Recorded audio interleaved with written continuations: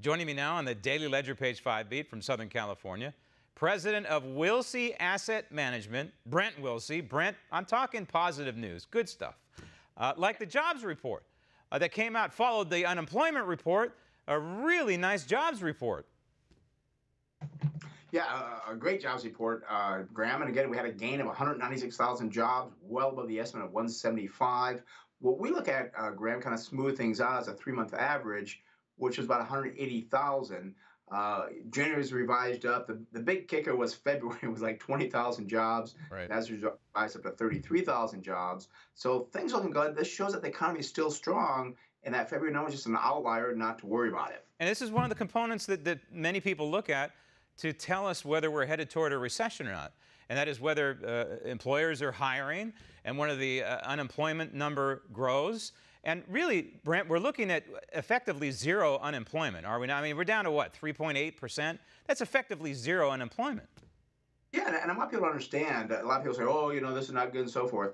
As you add more jobs, you get to 3.8%, it's very hard. It's just about full employment because you have, I'll say, the dumb and dumber out there where they just can't get a job. They can't hold a job. They're not employable. Right. So we're pretty much fully employed right now and doing well. I mean, healthcare jobs up 49,000 jobs, you know, professional technical services up 34,000 jobs. So it is growing, but it's getting more difficult to add jobs because the pool is pretty much full. And certainly the Federal Reserve looks at the employment numbers, and President has nominated a former presidential candidate on the Republican side, a former presidential candidate for a seat on the Federal Reserve. And the president says he's nominating him, among other reasons, because, quote, he gets it. And I'm not exactly sure what the president means by that. Maybe you can decipher it.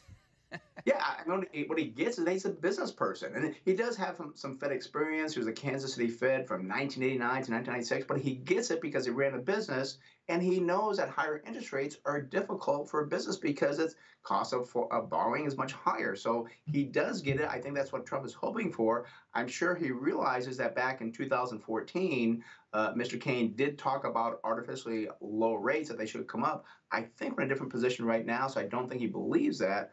But what he gets is that the economy is about businesses. And if you have good businesses, they're doing well, the economy is going to do well. So I think that's what he gets. And apparently people on Wall Street get the fact that they believe that this president could be cruising toward re-election in 2020. Well, Wall Street seems to think so. About 70% of Wall Street think that Trump will be reelected. And what they're looking for in a candidate, somebody that's going to keep things on track, that says, does what they say they're going to do. Can they say what they're going to do? Some things we hear are just outlandish that they can't get done.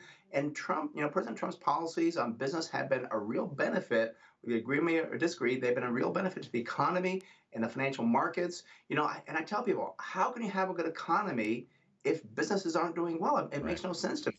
Right. So I guess, judging by that litmus test that you just put out there, that disqualifies all 18 Democrat candidates for president.